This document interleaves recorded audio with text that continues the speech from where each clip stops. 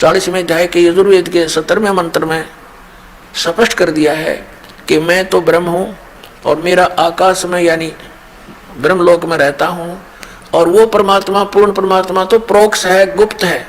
जैसे संसार रूपी वृक्ष की जड़ें पृथ्वी में प्रोक्ष रहती हैं, लेकिन वो निराकार नहीं है, उनका अस्तित्व विशेष है वहाँ पर, लेकिन हम बगैर उसको देखे, बगैर खोदे नहीं देख सकते। तो इसी प्रकार वो परमात्मा उल्टा लटका हुआ संसार रूपी वृक्ष की जो मूल है वो प्रोक्ष है। इसका प्रमाण यजुर्वेद देंगे।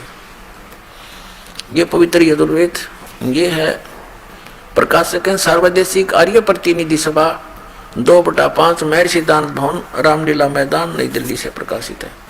और इसके अनुवादक हैं महर्षि दान सरस्वती। यो भी इन शंकराचार्यों वाली ही एक परंपरा का से अलग हुआ था। मुद्रक है Prince option printers 1510 Pataudi Daryaganj नई दिल्ली से। अब हम इसके अंतिम अध्याय के अंतिम श्लोक पर पहुंचते हैं। ये देखिएगा यजुर्वेद भाषा भाष्यम, ये 15वां श्लोक है। ये तो है ओम कर्तो समर किलबे समर और कर्तुम समर। ओम नाम का जाप ये है वायु अनिलम अमृतम अथिदम भस्मांतम शरीरम। ओम कर्तो समर किलबे समर और कर्तुम समर। अब यहाँ क्या बताया, इसका अनुवाद किया इस महर्षि दानंद ने।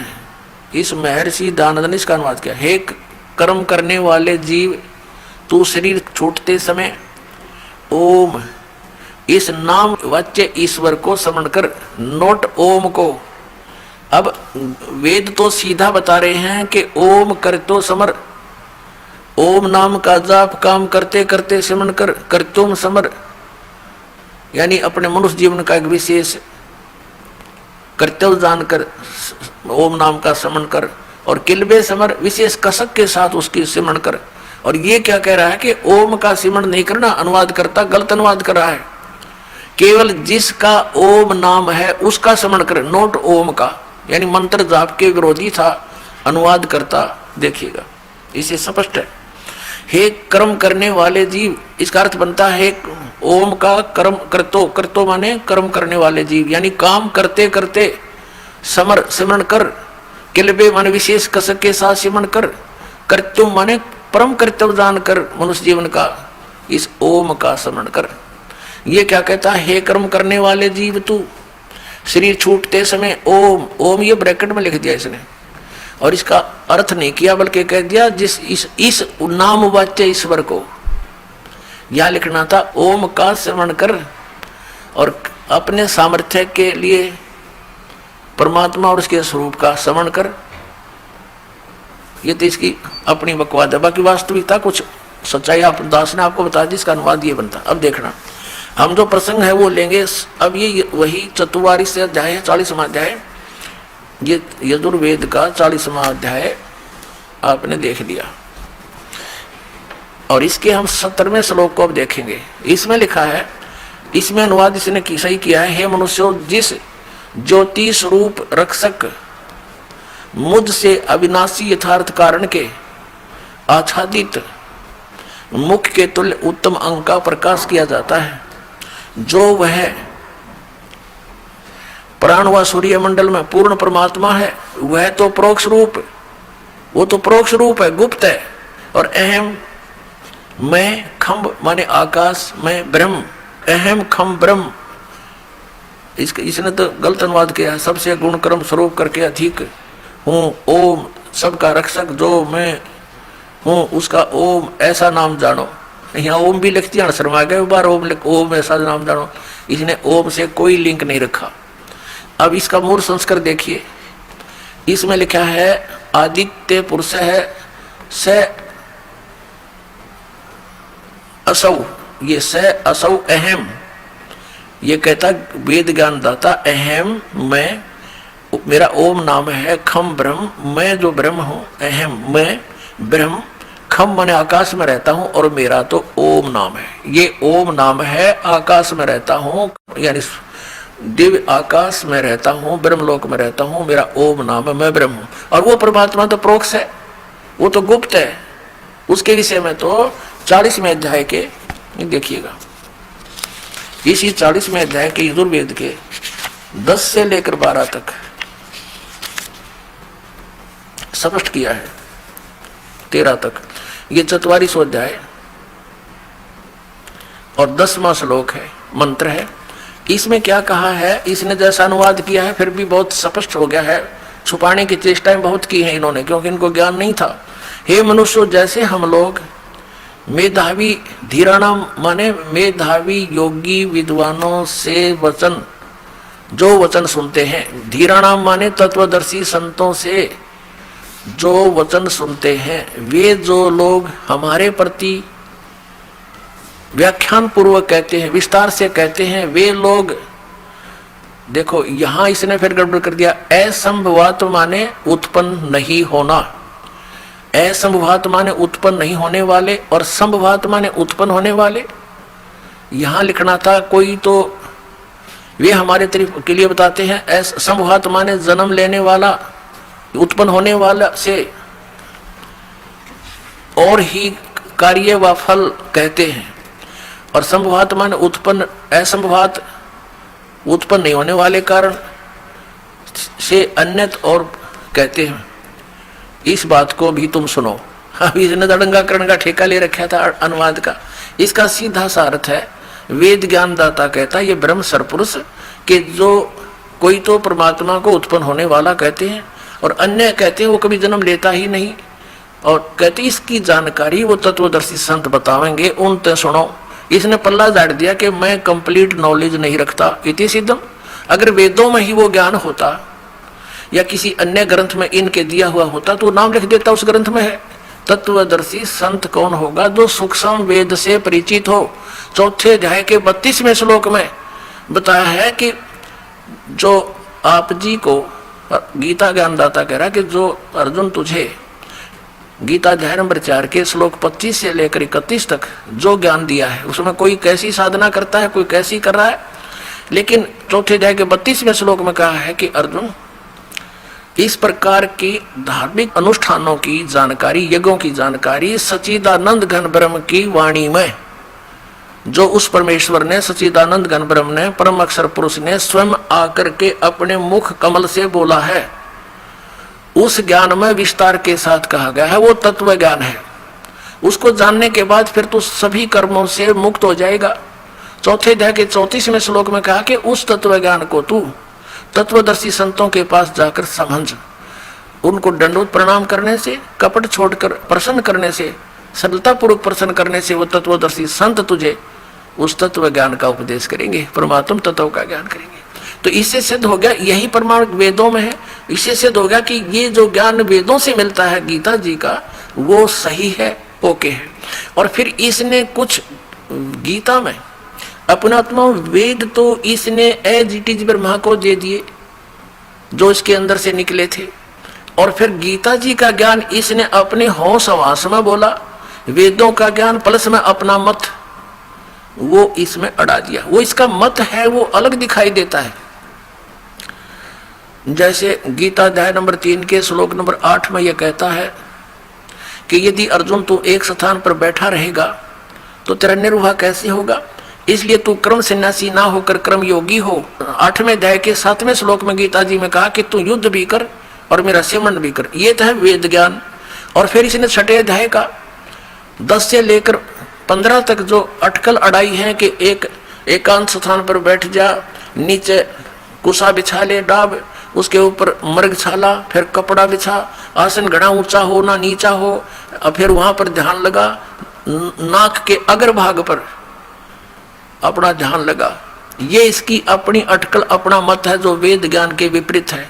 क्योंकि वेद ज्ञान सूक्ष्म वेद के अंदर जो परमेश्वर ने आकर बताया है, उसमें इन चारों वेदों का ज्ञान प्लस में, अब जो कलयुग में मालिक ने सूक्ष्म वेद बताया करके, उसमें चारों वेद प्लस में गीता, श्रीमद् भगवत गीता प्लस में 18 पुराण उपनिषद, इन सब का निर्णायक ज्ञान दे रखा है।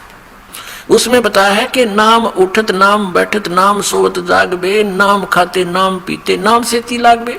अभी इसी प्रकार यजुर्वेद अध्याय नंबर 40 के मंत्र नंबर 15 में स्पष्ट कर दिया है कि ओम करतु समर, किलबे समर और करतुम समर। ओम नाम का जाप काम करते करते श्रवण कर, विशेष कसक के साथ श्रवण कर, और मनुष्य जीवन का प्रथम कर्तव्य जान कर श्रवण करो। इसमें हठ योग का वेद में कहीं प्रमाण नहीं है, ये इन्होंने अपना मत अड़ा रखा है। तो गीता जी के अंदर भी हठ योग का करने को, तप करने को नहीं कहा है, बल्कि उसको धिक्कारा है कि जो मनमाना आचरण हठ योग करते हैं, तप करते हैं, घोर तप को तपते हैं, वो राक्षस स्वभाव के को धारण किए हुए हैं और सभी वो गलत साधनाएं कर रहे हैं। तो अब दास जो क्लियर करना चाहता था वो कंसेप्ट क्लियर हुआ। ये स्पष्ट हुआ कि अक्षर पुरुष एक पेड़ है, निरंजन यानी सरपुरुष वा की डार, और तीनों देवा शाखा है वो पात्र रूप संसार। यानी जमीन से बाहर जो पेड़ का जितना पोर्शन दिखाई देता है, जितना भाग दिखाई देता है, वो तो व्यक्त है, सामने प्रत्यक्ष है, और जो परोक्ष है वो जड़ है। तो उल्टे लटके हुए संसार रूपी वृक्ष का जो तीनों लोकों में प्रवेश करके सबका धारण पोषण करता है, वो परम अक्षर पुरुष है, वो परोक्ष है, वो गुप्त है, वो ऊपर के ब्रह्मांडों में है, सतलोक में, अलखलोक, अगमलोक और फिर अकहलोक। वो ऊपर की जड़ है, वो मूल स्थान है, वो शाश्वत स्थान है, सनातन परम धाम है। अब हम अपने प्रसंग पर आते हैं कि हमारे लिए जो सदग्रंथ हमें मानने हैं वो हैं ये पांचों वेद, प्लस में श्रीमद् भगवत गीता। ये तो हमारे हैं पूजा की विधि के, इनमें जिनमें जो हमारी वे ऑफ वर्शिप, पूजा का मार्ग, पूजा की विधि लिखी है वो हमें मान्य है। इसके अतिरिक्त यदि कोई मंत्र जाप कोई करता है तो वो गलत है, वो शास्त्र विधि को त्याग कर मनमाना आचरण है। रही पवित्र पुराणों की बात, ये इस तत्व ज्ञान को समझने में सहयोगी हैं जो परमात्मा ने स्वयं आकर के जो सूक्ष्म वेद में जानकारी दी थी आज से 600 वर्ष पहले। जो इन शंकराचार्यों ने, आचार्यों ने, हिंदू धर्म के गुरु संतों ने, परमात्मा कबीर देव जी जो परम अक्षर ब्रह्म है, उनको ये कह करके जनता से दूर कर दिया था कि ये अशिक्षित है, ये वेदों और गीता के विषय में कैसे जान सकता है, पुराणों के विषय में ये कैसे जान सकता है, क्योंकि इसने संस्कृत भाषा नहीं पढ़ी, क्योंकि ये जुलाहा और शूद्र वर्ण में ये जन्मा है। लेकिन उनका जन्म नहीं हुआ था, फिर भी वो तो उन्होंने तक ऐसा ही कहना था। और ये कैसे समझ सकता है इन पुराणों को? और उस परमेश्वर ने 600 वर्ष पहले वो ज्ञान दिया था जो आज वेदों और पुराणों और गीता जी में विद्यमान है। वो सूक्ष्म वेद में, सिंपल लैंग्वेज में दिया था। अपने आत्माओं भाषा का जो लिंक है, संबंध है, इतना ही है कि हम अपने विचारों को दूसरे तक पहुंचा दें, वो ही भाषा है। लेकिन उसमें ज्ञान क्या है? अब जैसे ये संस्कृत और व्याकरण के ज्ञाता, ये समझो एक कोरा कलश है जिसके ऊपर बहुत सुंदर चित्र बने हुए हैं, बहुत सुंदर लगता है, और उसमें जल है ही नहीं या खारा भर रखा है, जीभ पर भी ना रखा जाए ऐसा। और एक सिंपल सा मटका है, घड़ा है, जिसके ऊपर चित्रकारी भी नहीं है, और उसमें शीतल और पवित्र और मीठा जल भरा है। तो उस घड़े का उद्देश्य यही था कि उसमें वो शीतल जल रखे और शुद्ध मीठा जल हो। तो पुण्यात्माओं, जिस बगैर चित्रकारी बने हुए कलश के अंदर और वो जल मिल गया जिससे हमारी प्राण रक्षा होगी, तो हम उस चित्रकारी वाले उस घड़े न के सिर में मारेंगे जिसके अंदर खारा जल भर रखा, जीभ पर भी ना रखा जा, पीवा तो मर जा। तो इन जो आचार्यों का और संस्कृत के वेदों का यही कहना था कि कबीर जी संस्कृत नहीं जानता, इसने व्याकरण भी ना बोलनी आती, अपनी लैंग्वेज की भी भाषा को कुछ ही बोल रहा है, निर्भय को निर्भव कह रहा है, और हम संस्कृत के ज्ञाता हैं। ये तो हमारे को व्याकरण की भक्ति दृढ़ कराते रहे, भगवान की नहीं। अब इन आचार्यों ने हमें क्या ज्ञान दिया कि श्री ब्रह्मा, श्री विष्णु, श्री शिव ये अजर अमर हैं, फिर कुछ एक ये भी कहते हैं कि श्री ब्रह्मा जी की तो मृत्यु होती है, लेकिन भगवान शंकर ये अमर तत्व है, भगवान विष्णु भी अमर तत्व है, इनकी कभी मृत्यु नहीं होती, अजर अमर है। ब्रह्मा जी का तो जीवन काल है। तो ये इनका लोक वेद था, दंत कथा थी, आउट ऑफ सिलेबस स्टडी थी, यानी हमारे सिलेबस से, सदग्रंथों से बाहर का ज्ञान था कि ब्रह्मा विष्णु महेश अजरो अमर हैं। यानी चलो ब्रह्मा को ये मृत्यु मानते हैं, तो विष्णु और शिव को तो फाइनल था इनका, ये कभी जन्मते मरते नहीं। और साथ में ये भी कहा करते इनकी कोई जन्म मृत्यु नहीं होती, इनके माता पिता है ही नहीं। तो ये दंत कथा, लोक वेद, कोरी बकवाद थी इनकी। जबकि इन महापुरुषों के जीवनी में लिखा है कि इनकी जन्म मृत्यु होती है, इसमें स्वीकार करते हमारा तो जन्म और मृत्यु होता है। अपनी माता का भी नाम लिखा है देवी पुराण में। तो क्या ये आचार्य और ये शंकराचार्य पुराणों से परिचित थे? अगर ये पुराणों से परिचित होते तो ये कथा सुनाते नहीं, ये कथा सुनाते जो पुराणों में लिखी है कि ब्रह्मा विष्णु महेश के माता पिता हैं। और 2500 वर्ष, 2500 से भी ऊपर वर्ष हो गए, आज 2520 वर्ष हो गए इस पवित्र हिंदू धर्म के प्रचारकों को प्रचार करते हुए। और वैसे तो 5500 वर्ष हो गए इन पवित्र सदग्रंथों को लिपिबद्ध हुए को, और आज तक ये आचार्य मंडलेश्वर हमें नहीं बता सके यथार्थ ज्ञान क्या लिखा है इन पवित्र पुराणों में, पवित्र वेदों में, पवित्र श्रीमद् भगवद गीता में। तो ये क्या थे? इन्हीं की एक पुस्तक है शंकराचार्यों की, वो दिखाते हैं।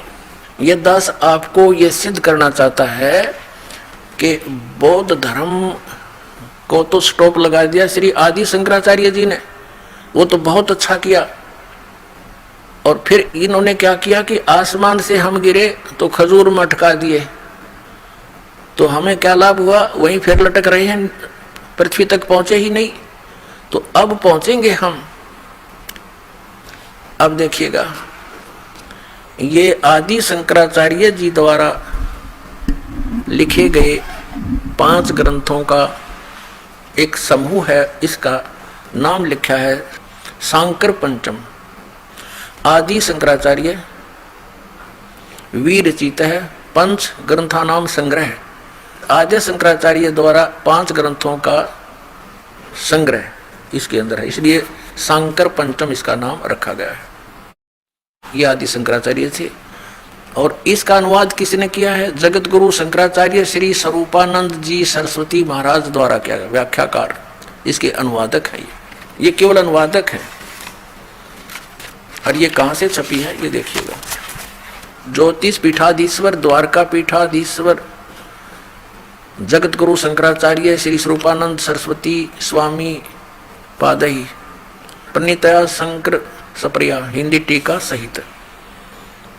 प्रकाशक है शारदा पीठ, प्रकाशनम, द्वारका, जामनगर, गुजरात। 361 335 इसका कोई नंबर, कोड नंबर होगा। ये यहाँ से छपी है। Shri Mata computers private limited, 20/7/125, Kedar घाट, वाराणसी। ये इनके दूरभाष नंबर। इसके 135 पृष्ठ दिखाते हैं आपको। ये है 135 पृष्ठ, नीचे इसके पृष्ठ नंबर संख्या लिखी है। 135 पृष्ठ पे क्या लिखा है? ये आदि शंकराचार्य के द्वारा बोले गए श्लोक और लिखे गए, लिपिबद्ध किए गए। 29 नंबर श्लोक में कहा है किसमें? ये श्री मणि रत्नमाला नामक अध्याय यानी कोई बुक इसके अंदर है, उसके 135 पृष्ठ पर 29वें श्लोक में कहा है कि सबसे बड़ा पशु कौन है? जिसने शास्त्रों का अध्ययन किया हो और फिर भी वह धर्म का आचरण नहीं करता हो और न ही उसको आत्म स्वरूप का ज्ञान हो, वह सबसे बड़ा पशु है। अब आप फैसला कर लियो सबसे बड़े पशु कौन है। अब जो पवित्र चारों वेदों में, पवित्र श्रीमद् भगवद गीता और पवित्र 18 पुराणों में जो कुछ लिखा है और जो इनको नित पढ़ते हैं, उन्होंने इनको पढ़ा लेकिन उसके अनुसरण नहीं किया, उस ज्ञान को आधार नहीं माना, तो इससे यही वचन सिद्ध होता है कि सबसे बड़ा पशु वो है जिसने सदग्रंथों को पढ़ा और धर्म का आचरण नहीं करता, यानी शास्त्र विधि त्याग कर मनमाना आचरण करता है, वो सबसे बड़ा पशु है। और इनका जो ज्ञान है, अब हम प्रसंग पर चल रहे हैं कि आदि शंकराचार्य जी ने, ये तो अभी तक दास ने आपको ये बताने की चेष्टा की है कि हमारे लिए कौन से सदग्रंथ हैं जिनको हम आधार मानकर अध्यात्म ज्ञान को समझें, सुलझाएं। उसके लिए आप जी को बता दिया 5 वेद, एक सूक्ष्म वेद और 4 वेद, ये वेल नोन आपके पास है ही, और पवित्र श्रीमद् भगवद गीता का वो ज्ञान जो वेदों से मिलता है, और साथ में 18 पुराणों का केवल यही सहयोग लेना है कि जो परमेश्वर ने 600 वर्ष पहले बोला था और आज वो पुराणों में लिपिबद्ध है। बस इतना काम है इन पुराणों से हमारा, और ज्यादा लिंक नहीं है इसमें। कुछ भी जो कुछ भी घटनाएं हैं वो सत्य हैं या असत्य हैं, इससे हम कोई संबंध नहीं रखेंगे। हमारा इन पुराणों को केवल इसलिए प्रमाण रूप में लेना पड़ेगा कि 600 वर्ष पहले परमात्मा ने सूक्ष्म वेद में ये जानकारी दे रखी थी कि ब्रह्मा विष्णु महेश नाशवान है, इनकी जन्म मृत्यु होती है, और इन ब्रह्मा विष्णु महेश के माता और पिता का भी ज्ञान करा रखा है। धर्मदास ये जग बोरा ना, कोई न जाने पद निर्वाणा, यही कारण मैं कथा पसारा, सबसे कहिए वो राम नियारा। 600 वर्ष पहले परमात्मा ने सूक्ष्म वेद में, अब आप जी को थोड़ा सूक्ष्म वेद क्या है, जैसे शंकराचार्य जी ने एक मठ आमनाय महानुशासनम नामक एक पुस्तक की रचना की थी, जिसमें इन मठों के ऊपर बैठने वाले मठाधीशों के लिए गाइडलाइन दे रखे हैं कि वो ऐसा आचरण करें। उसमें ये लिखा है कि एक सूक्ष्म वेद है। तो इन शंकराचार्यों से कोई पूछता है कि वो सूक्ष्म वेद क्या है, कोई तो कहता है कि वो महाभारत है 5वां वेद। अरे महाभारत में तो इंदिरा नाश करवाया, उसने पढ़ कहता आदमी वो भी जो है ना कति अज्ञानी हो जावे। ऐसे आचरण महापुरुषों के। द्रौपदी का चीरहरण हो रहा था, भीष्म पिता में द्रोणाचार्य कर्ण जैसे योद्धा वहां बैठे, और ये द्रोणाचार्य उनके गुरु बैठे, और बैठे बैठे देख रहे हैं, कुछ भी नहीं बोले, खड़े होकर ये भी नहीं कहा तू क्या कर रहा है नालायक व्यक्ति। एक बड़ी सभा में एक औरत को नंगा कर रहा है, तो क्या वो नेक व्यक्ति हो सकते हैं? एक विदुर थे भगत बीज, खड़ा होकर के कहा था कि विदुर कहे ये बंधु थारा, ये तुम्हारे भाई हैं और किसकी बेइज्जती कर रहे हो तुम? अपनी बहू की आप ही बेइज्जती कर रहे हो, कुछ तो शर्म करो। विदुर कहे ये बंधु थारा, एक कै कुल एक कै परिवारा। विदुर के मुख पर लगा थपेड़ा, तू तो है पांडवों का चेहरा। कहते हैं तू तो, जब दुशासन ने अपने चाचा के थप्पड़ मार दिया और ये शब्द बोले कि तू तो पांडवों का चमचा है, कहते हैं तू तो है बांदी का जाया, और वहां भीष्म द्रोण और कर्ण मुस्काया। ये महाभारत 5वां वेद हो सकता है। कहते हैं जब उस दुशासन ने अपने चाचा को कहा कि तू तो बांदी से उत्पन्न हुआ, इसलिए हीन भावना रखता, तू क्षत्रिय नहीं है, तू तो बांदी का जाया, तू तो है बांदी का जाया, इसलिए तू यही बात कहेगा। और वो कह रहा कितनी न्याय की बात कि तुम किसकी बेइज्जती कर रहे हो? अपने ही परिवार की बहू को अपनी बेइज्जती कर रहे हो, कल को लोग क्या कहेंगे? अपनी बेइज्जती आप ही की तुमने। अब वो कितनी महान बात कही थी, उसको कहा तू तो है बांदी का जाया और तू तो पांडवों का चमचा है, इन्हीं का चेला, इन्हीं की ओर बोलता है। वहां पर भीष्म कर्ण और द्रोण मुस्काया, वहां दांदरे का डन लाग गए और खड़ा होकर ये कहना चाहिए था खबरदार। अगर एक उनमें से 3 महापुरुषों में से एक भी खड़ा होकर ये कह देता कि खबरदार इस लड़की का हाथ लगा दुर्योधन, हमसे बुरा नहीं होगा। हिम्मत नहीं थी दुर्योधन की, उनको पता था कि कितने सूरवीर हैं, लेकिन वह फेल हो गए वहां पर। और एक नंगे होते ही औरत को देख रहे हैं, नहीं तो विदुर उठ कर चला गया था उसी समय।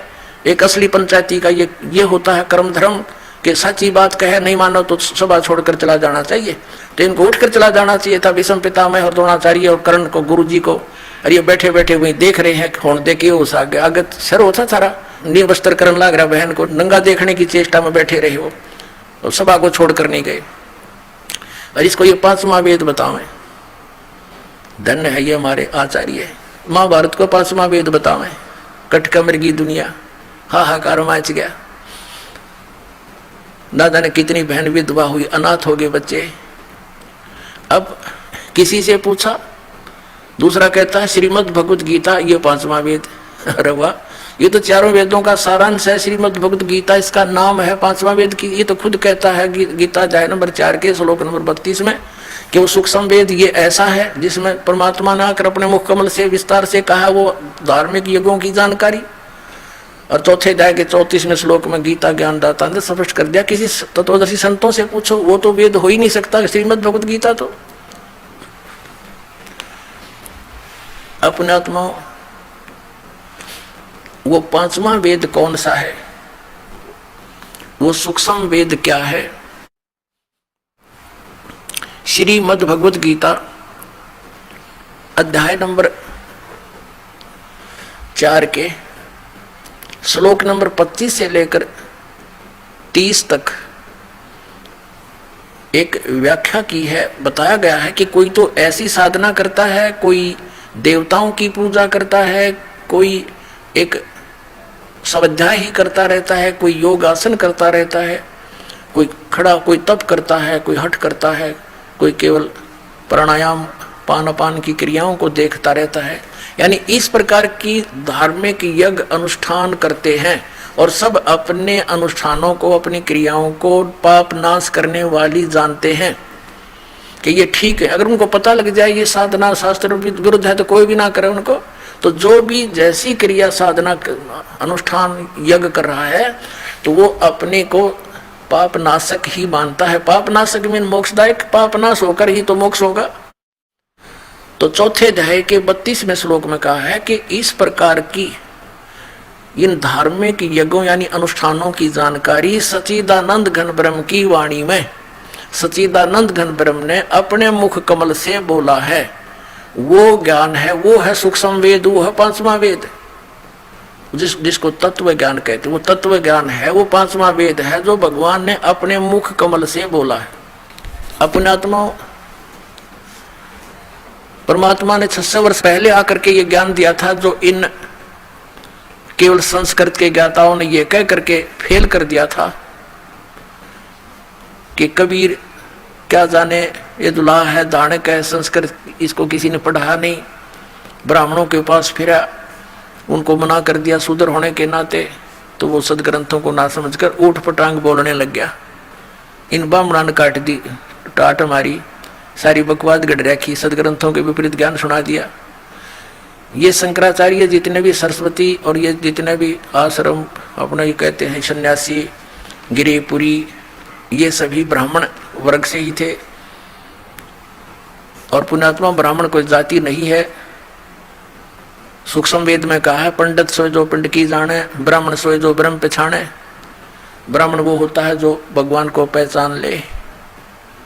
और दूसरी भाषा में हमारे यहाँ जो परंपरागत उस व्यवस्था में पंडित मानते हैं विद्वान पुरुष को, जिसने काशी विद्यापीठ में जो है ना से शिक्षा ग्रहण कर ली, वो पंडित बन गया किसी एक विषय का। मेरे पूज्य गुरुदेव जी इस परंपरागत ब्राह्मण वर्ण में जन्मे थे, लेकिन वो कभी अपने आप को पंडित नहीं कहते थे। मेरे दादा गुरुजी जाट कुल में जन्मे थे, गांव छावला, दिल्ली के अंदर नजफगढ़ के पास गांव छावला है, जाट जाति में जन्मे थे। 16 वर्ष की आयु में घर त्याग कर एक संत कबीरपंथी यानी गरीबदासी संत की प्रेरणा पाकर के घर त्याग कर चले गए थे, खेतों से ही भाग गए थे। और उसने देखा, उस गुरुदेव ने, हमारे जो दादा गुरुजी थे, उसने देखा कि लड़का बहुत होनहार है, उसको काशी विद्यापीठ में पढ़ने के लिए भेज दिया। वहां से वो 4 विषय के आचार्य बन गए। उनको पंडित चिदानंद नाम से जाना जाता था। अब हरियाणा में जिला सोनीपत खुरखोदा के पास एक छोटा सा गांव है गोपालपुर। उस गोपालपुर गांव के अंदर पंडित चिदानंद नाम से हमारे परदादा गुरुजी का आश्रम है।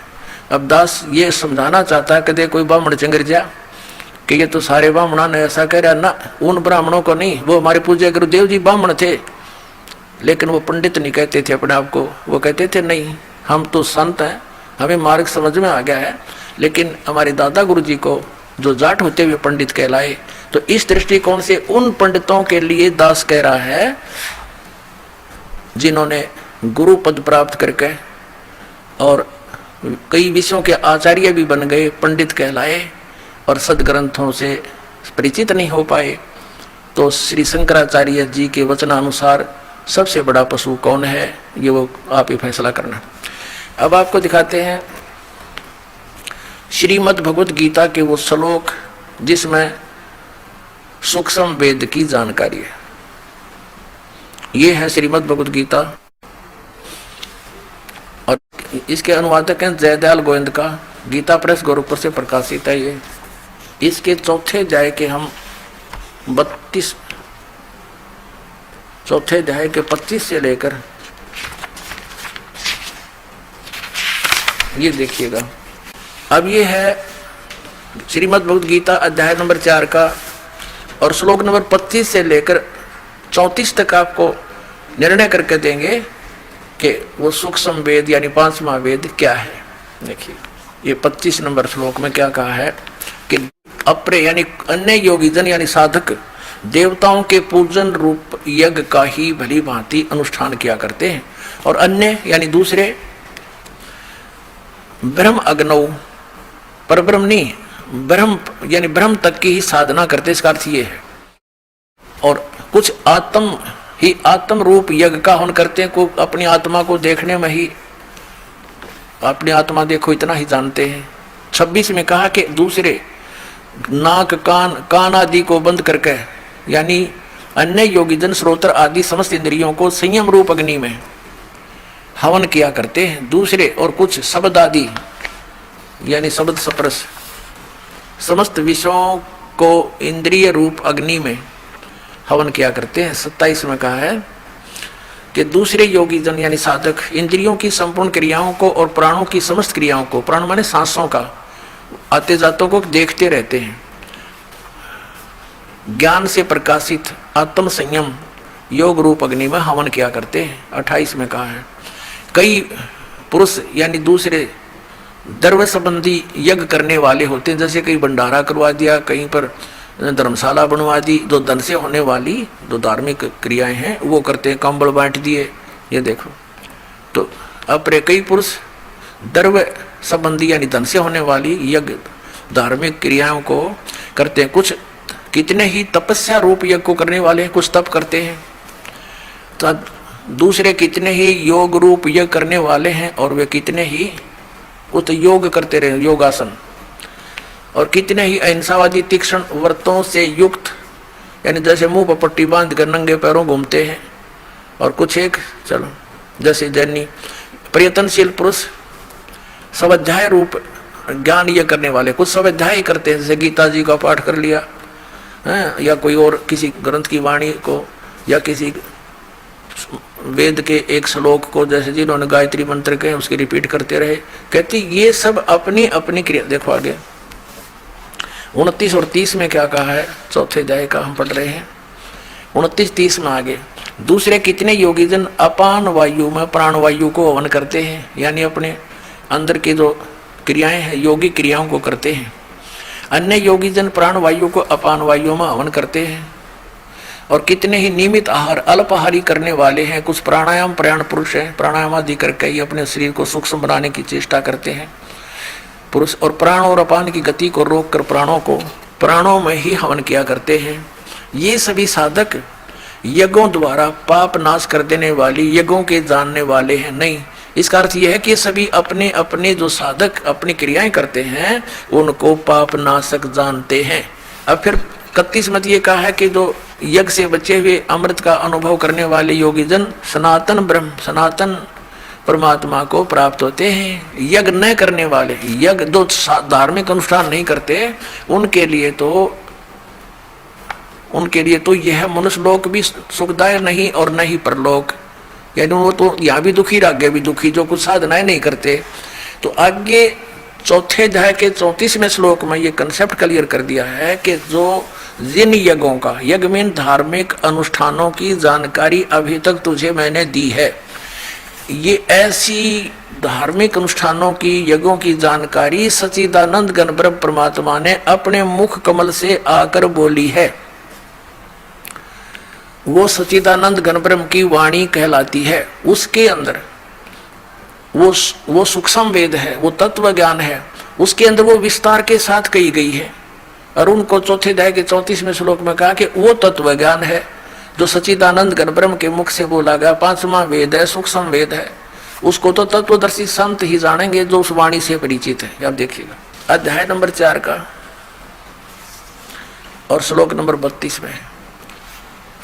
इस प्रकार और भी बहुत तरह के, एवं माने इस प्रकार बहुत तरह के यज्ञ, यहां इन्होंने अनुवाद गलत कर दिया, ब्रह्मणे मुखे का अर्थ कर दिया वेद की वाणी। वेद की वाणी तो ये गीता में बोली ही जा रही है, ये लिखना था ब्रह्मणे माने सच्चिदानंद घन ब्रह्म की वाणी में विस्तार के साथ कहे गए हैं। अब ये ब्रह्मणे का अर्थ इन्होंने जहां विचलित हो गए यहां गलत कर दिया। 17वें अध्याय के 23वें श्लोक में आपको दिखाते अनुवाद करता हूं कि कर कमलों से क्या लिखा है। अध्याय नंबर 17 श्रीमद् भगवद गीता श्लोक नंबर 23। ओम तत्सत इति निर्देश ब्रह्मण तिर्विध समर्थ ब्राह्मणा तेन वेदा च यगा च विहिता पुरा। अब इसमें क्या कहा है कि ओम तत्सत, ऐसे ये है 3 प्रकार का। ब्रह्मण माने सच्चिदानंद घन ब्रह्म का नाम कहा है। ब्रह्मण माने सच्चिदानंद घन ब्रह्म, हमने ये सच्चिदानंद घन ब्रह्म ब्रह्मण का अर्थ ये देखना था, इसको हम यहाँ लिख लेंगे। अब हम फिर आगे चौथे अध्याय के 32वें श्लोक पर, ये 32वां श्लोक है, इसमें ये ब्रह्मणे मुखे शब्द है, ब्रह्मणे मुखे। यहाँ लिखा है कि और भी बहुत प्रकार के यज्ञ, धार्मिक अनुष्ठान, ब्रह्मणे का अर्थ लिख दे या सच्चिदानंद घन ब्रह्म की मुखे माने मुख कमल से उच्चरित वाणी में, खुद बोली हुई वाणी में जो 5वां वेद है, सूक्ष्म वेद में विस्तार से कहे गए हैं, उन सबको तू कर्म जान, मन इंद्रिय और क्रियाओं, शारीरिक क्रियाओं द्वारा संपन्न होने वाले जान, यानी वो ऐसी विधि है जो काम करते करते, वो ऐसी विधि वर्णित है उसमें 5वें वेद में, सूक्ष्म वेद में, कि काम करते करते नाम उठत नाम बैठत नाम सोवत जागवे, नाम खाते नाम पीते नाम से ती लागवे। कहते काम करते करते करने की बता रखी है, उसको जानने के बाद फिर तो सभी कर्मों से मुक्त हो जाएगा। देखना, इंद्रियों द्वारा संपन्न होने वाले जान, शारीरिक क्रियाओं द्वारा संपन्न होने वाले जान, और इस प्रकार तत्व से जानकर उनके अनुष्ठान द्वारा, यानी उस सच्चिदानंद घन ब्रह्म के द्वारा बोली गई सूक्ष्म वेद 5वें वेद में वर्णित विधि को जानकर फिर तो सभी कर्मों से मुक्त हो जाएगा। देखना, इस प्रकार तत्व से जानकर उनके अनुष्ठान द्वारा कर्म बंधन से सर्वथा मुक्त हो जाएगा। अब 33 में क्या बताया है, चौथे अध्याय का 33वां, इसमें यह कहा कि हे परंतम अर्जुन, द्रव्यमय यज्ञ की अपेक्षा ज्ञान यज्ञ अत्यंत श्रेष्ठ है। अब द्रव्यमय यज्ञ का अर्थ है, कहते हैं जैसे द्रव्यमय यज्ञ की अपेक्षा ज्ञान यज्ञ श्रेष्ठ है, जैसे बगैर ज्ञान के, तत्व ज्ञान हुए बिना अपनी मनमाने आचरण के आधार से कोई तो भंडारे कर देता है और कोई कहीं धर्मशाला बनवा देता है, कोई मंदिर बनवा देता है, कहीं कोई कंबल बांट रहा है। कहते हैं ये द्रव्यमय यज्ञ से की अपेक्षा, यानी आंख मीच के अंधाधुंध की ये दान करने की अपेक्षा आप पहले तत्व ज्ञान को समझ, और तत्व ज्ञान को समझकर फिर उस सतगुरु संत के बताए अनुसार साधना कर। उस तत्व ज्ञान में बताया जाता है कि गुरु बिन माड़ा फेरते, गुरु बिन देते दान, गुरु बिन दोनों निष्फल हैं, चाहे पूछो वेद पुराण। तो तत्वदर्शी संत के बताए अनुसार फिर दान करते हैं, आपको लाभ होगा। द्रव्य में यज्ञ फेर कर, ऐसे करने से कोई यूज नहीं है जो तू आंख मीच कर कोई करने लग जाओ, इसका ये अर्थ बनता है। देखिएगा, अब हम चौथे अध्याय का 33वां श्लोक पढ़ रहे हैं।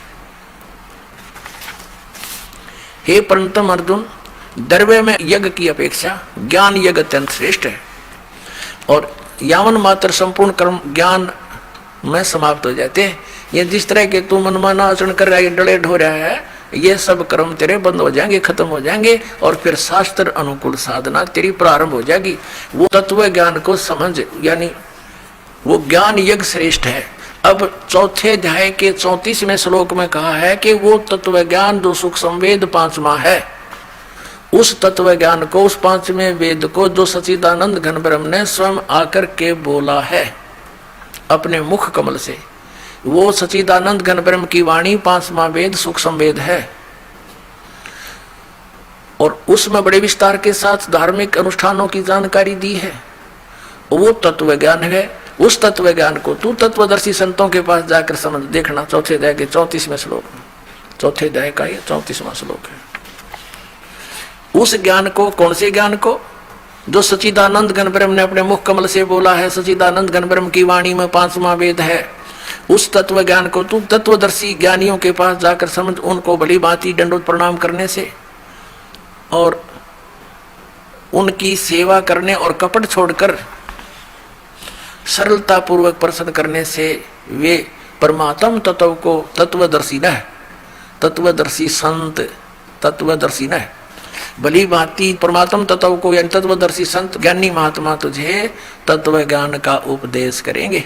अपने आत्माओं, इन आचार्य नर शंकराचार्यों ने कख भी पता नहीं अध्यात्म मार्ग का, और 2500 वर्ष से हमें फिर गुमराह करके हमें खजूर पर टांग कर चले गए। इनसे कोई पूछता है कि परमात्मा साकार है व निराकार, तो ये बताते हैं परमात्मा निराकार भी है साकार भी है। अरे भले आदमी, तुमने वेद पढ़े? फिर इनसे पूछ ले संस्कृत में, चाहे चारों वेदों के इनको मंत्र याद पा जाएंगे। गीता जी भी घोट रखी होगी संस्कृत के अंदर, और इनको वेदों का कख भी पता नहीं। यदि ये वेदों से परिचित होते, क्या शब्द बोलते कि परमात्मा निराकार है? कहते हैं वहां वो से तो निराकार है, दूसरे शब्दों में ये डिफाइन करते हैं। और जब यहाँ जन्म आता है ना, प्रकट होता है, जन्म लेकर, जैसे राम श्री कृष्ण विष्णु को कहते हैं ये परब्रह्म के अवतार हैं ये, तो वो साकार है।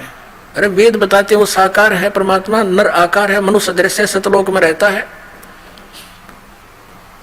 तो क्या इन आचार्यों को, शंकराचार्यों को वेद ज्ञान था? इनको पुराणों का ज्ञान नहीं, वेद तो बहुत दूर की बातें हैं। इनको श्रीमद् भगवद गीता का ज्ञान नहीं। अगर इनको ज्ञान होता तो ये कहते कि जैसे इनसे कोई प्रश्न करता है कि गीता ज्ञान दाता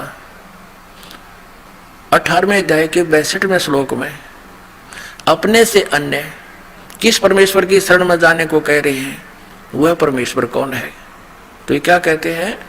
पहले तो संस्कृत बोल लेंगे, संस्कृत भी पूरी बोल देंगे, अनुवाद भी सही कर देंगे, फिर कहते हैं वो तो अपने ही बारे में कह रहे हैं। कमाल के आदमी हो तुम। इसका मतलब ये हो गया कि तुम तो भगवान से भी ऊपर हो गए, भगवान के भावनाओं को समझ गए कि यहाँ क्या कहना चाह रहा है। जब गीता जी अध्याय नंबर 7 के 29 नंबर श्लोक में गीता ज्ञानदाता कह रहा है कि तत्परम को जानकर और सारे अध्यात्म से परिचित, पूरे कर्मों से परिचित व्यक्ति केवल जरा और मरण से छूटने का प्रयत्न करता है। यानी वो फिर संसार की किसी वस्तु की इच्छा नहीं रखता, वो अपना बुढ़ापे वाले दुख से और मृत्यु के दुख से ही छूटने का प्रयत्न करता है। जो तत्परम से परिचित हो चुका है, उस परम अक्षर ब्रह्म से, परमेश्वर से परिचित हो चुका है। 8वें अध्याय के प्रथम मंत्र में गीता ज्ञानदाता से अर्जुन ने पूछा कि फिर किम तत्परम, हे भगवान वो तत्परम क्या है, वो कौन है? 8वें अध्याय के 3रे श्लोक में उत्तर दिया कि वो परम अक्षर ब्रह्म है। अपने आत्माओं, इतना क्लियर है इस श्रीमद् भगवद गीता में। गीता ज्ञानदाता अपने से अन्य परम अक्षर ब्रह्म, उस परमेश्वर की जानकारी समझ दे रहा है। और गीता जी अध्याय नंबर 8 के श्लोक नंबर 5 और 7 में गीता ज्ञानदाता कहता है मेरी भक्ति कर, युद्ध भी कर और मुझे ही प्राप्त होगा, तू चिंता ना कर। क्योंकि ये नियम है कि जो अंश में जिसके विभाव में भावित रहता है, जिस पर आश्रित रहता है, जहाँ आशा तहाँ बासा हुई, वही उसी के पास जाता है। 8वें अध्याय के 5 और 7 में तो गीता ज्ञानदाता अपने विषय में करा कि मेरी भक्ति करेगा तो मुझे प्राप्त होगा।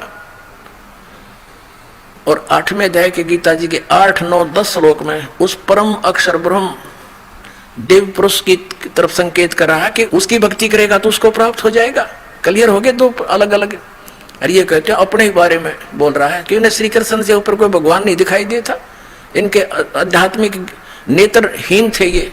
परमात्मा ने कहा था कि मोती मुक्ता दर्शत नाही, ये जगह सब अंधरे, दिक्कत के तो नैन चश्म इनका फेरा मोतिया बंदरे। ये दिक्कत बड़े विद्वान मंडलेश्वर शंकराचार्य आचार्य बड़े विद्वान है, संस्कृत घोट कर सुना दे सिख लीव की तरह। और अब ये इनका ज्ञान देख लो कैसा समझे, न वेदों और पुराणों को कैसा आचरण धर्म का कर रहे हैं ये। अब यहां स्पष्ट कर रखा है गीता ज्ञानदाता अपने विषय में तो 2 श्लोकों में स्पष्ट करा कि मेरी भक्ति करेगा तो मुझे प्राप्त होगा। और उस सच्चिदानंद घन ब्रह्म यानी उस परम अक्षर ब्रह्म की भक्ति करेगा, 8, 9, 10 श्लोक 8वें श्लोक अध्याय के में कहा है कि उसको प्राप्त हो जाएगा। अपनी साधना का मंत्र 8वें अध्याय के 13वें श्लोक में गीता ज्ञानदाता कहता ओम इति एकाक्षरम ब्रह्म व्यवहारण माम अनुस्मरण यह प्रयाति तदन देहम से याति परमाम गतिम। मुझ ब्रह्म का केवल एक ओम अक्षर है, अक्षर केवल यही अक्षर है। उच्चारण करता हुआ जो अंतिम श्वास तक इसका श्रवण करता हुआ शरीर छोड़कर जाता है तो वो परम गति को प्राप्त होता है। कौन सी परम गति को? जो ओम के जाप से प्राप्त होगी। वो क्या होगी? वो ब्रह्मलोक प्राप्ति होगी। आपको थोड़ा सा और हिंट देते हैं। श्रीमद् देवी भागवत गीता प्रेस गोरखपुर से प्रकाशित है। इसमें श्री देवी जी हिमालय राजा को ज्ञान दे रही है और ब्रह्म के विषय में जानकारी दे रही है। वो कह रही है, देवी जी कह रही है कि सब पूजाएं को त्याग कर केवल एक ब्रह्म की पूजा करो, उसका ओम नाम है और वो ब्रह्मलोक में रहता है। और 8वें अध्याय के 16वें श्लोक में लिखा है कि ब्रह्मलोक पर्यंत भी गए हुए प्राणी वापस जन्म मृत्यु में रहते हैं। अब देखिएगा, श्रीमद् देवी भागवत यानी देवी पुराण गीता प्रेस गोरखपुर से प्रकाशित है। सुचित्र मोटा टाइप, संपादक हनुमान प्रसाद पोदार चिमनलाल गोस्वामी। और ये कहाँ से छपी है? मुद्रक है, मुद्रक है, प्रकाशक है गीता प्रेस गोरखपुर, गोविंद भवन कार्यालय कोलकाता का संस्थान। ये इनके फोन और फैक्स नंबर। इसके 562 पृष्ठ पर पढ़ेंगे। ये देखिएगा, संक्षिप्त देवी भागवत 7वां स्कंद और 562 पृष्ठ पे देवी के द्वारा हिमालय को ज्ञानोपदेश और ब्रह्म स्वरूप का वर्णन। पहले तो इसने अपनी भक्ति बताई है लेकिन उसको भी खंडित कर दिया कि ये भी पूर्ण नहीं है। देवी जी कहने लगी, पर्वतराज उस ब्रह्म का क्या स्वरूप है ये बतलाया जाता है, जो प्रकाश रूप सबके अत्यंत समीप में स्थित, हृदय रूप गुहा में स्थित होने के कारण गुहाचर नाम से प्रसिद्ध और महान पद अर्थात परम प्राप्य है। वह समस्त प्रजा के ज्ञान से परे है, अर्थात किसी की बुद्धि में आने वाला नहीं है। तुम जानो, जो परम प्रकाश रूप है, जो सूक्ष्म से अत्यंत सूक्ष्म है और जिसमें संपूर्ण लोक और लोकों में निवास करने वाले प्राणी स्थित हैं, वही ये अक्षर ब्रह्म है, वही सबके प्राण है, वही सबकी वाणी है, वही सबके मन है, वह ये परम सत्य और अमृत अविनाशी तत्व है। सौम्य उस वेदने योग्य लक्ष्य का तुम वेदन करो, मन लगाकर उसमें तन्मय हो जाओ। सौम्य उपनिषद में कथित महान अस्त्र रूप धनुष लेकर उस पर उपासना द्वारा तीक्ष्ण किया हुआ बाण संधान करो और फिर भावानुगत चित्त के द्वारा उस बाण को खींचकर उस अक्षर रूप ब्रह्म को ही लक्ष्य बनाकर वेदन करो।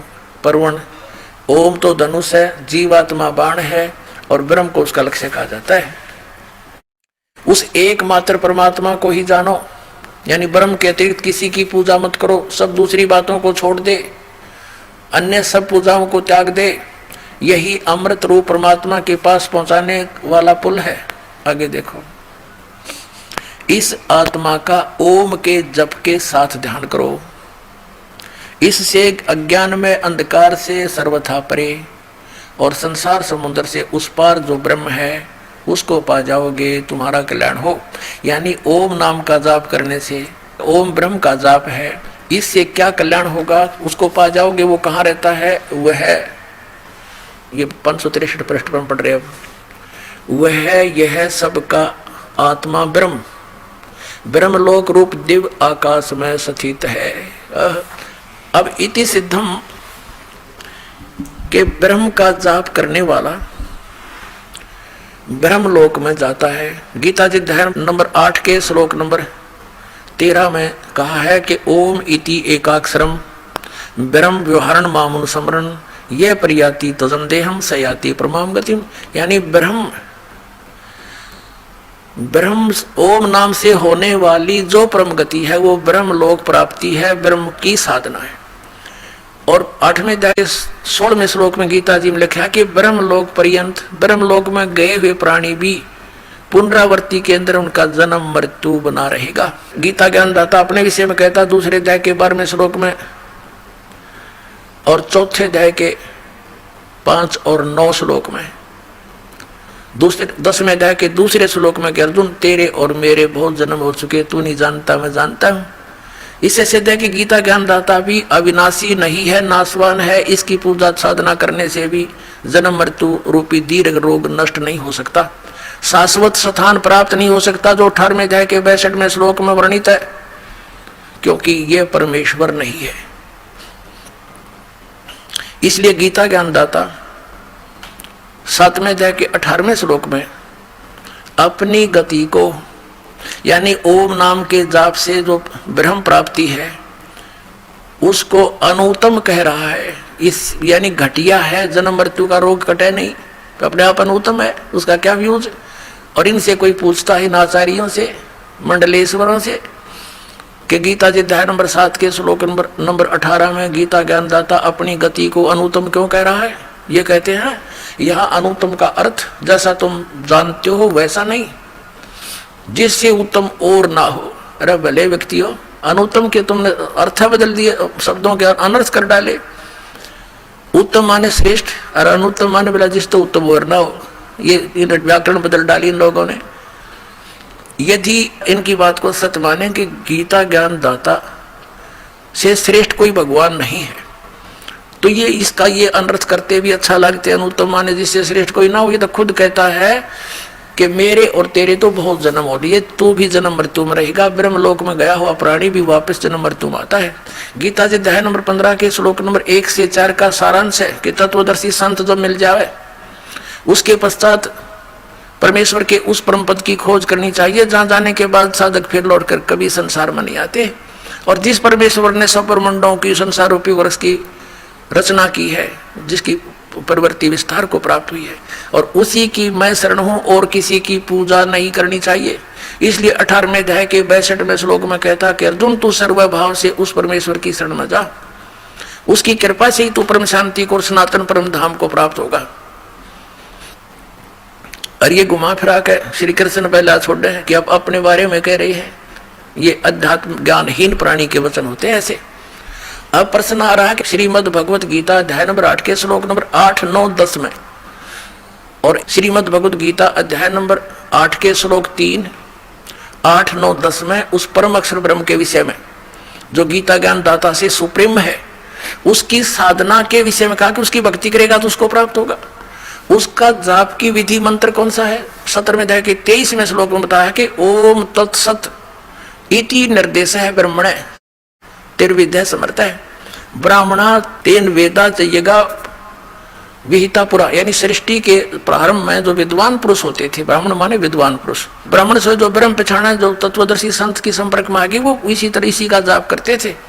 और ये संकेत छोड़ दिया कि ओम तो ये ब्रह्म का जाप है। गीता जी अध्याय नंबर 15 के श्लोक नंबर 16 और 17 में 3 पुरुष है, सरपुरुष, अक्षर पुरुष और परम अक्षर पुरुष, परम अक्षर ब्रह्म कहो। तो इन तीनों के ही यहाँ जाप लिखे हैं। सरपुरुष का तो क्लियर लिख दिया ब्रह्म का, और अक्षर पुरुष यानी अक्षर ब्रह्म कहो, परम अक्षर पुरुष परम अक्षर ब्रह्म कहो। ये तत्व और सत्य सांकेतिक छोड़ दिए। गीता ज्ञान दाता को इनका पता ही नहीं, इसलिए कहता है ये तो तत्वदर्शी संत बताओगे, उनसे पूछो। तो श्रीमद् भगवत गीता अध्याय नंबर 8 के श्लोक 8, 9, 10 में कहा है कि उस सच्चिदानंद घन ब्रह्म का जो मंत्र है वो ओम तत्सत है। ओम तो ब्रह्म का, तत् सरपुरुष का, सरब्रह्म कहो। इसको सरपुरुष भी कहते हैं, ब्रह्म कहो, जिसको आप ब्रह्म वेल नोन हो गया यो, बाकी ये सरब्रह्म है। और सरपुरुष भी इसी को कहते हैं, फिर अक्षर पुरुष, और तीसरा परम अक्षर पुरुष। तो यहां बताया है कि इन तीनों मंत्रों की साधना से, मजदूरी से उस परम अक्षर ब्रह्म की प्राप्ति होगी।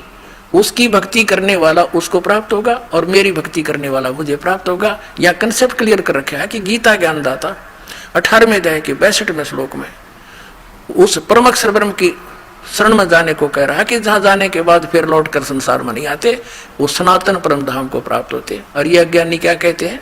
अपने बारे में कह रहे हैं श्री कृष्ण, इनकी बुद्धि श्री कृष्ण तो ऊपर उठिए कौन, इनको तो अध्यात्म ज्ञान था ही नहीं, डबो दिया पूरा विश्व। बोलो सतगुरुदेव।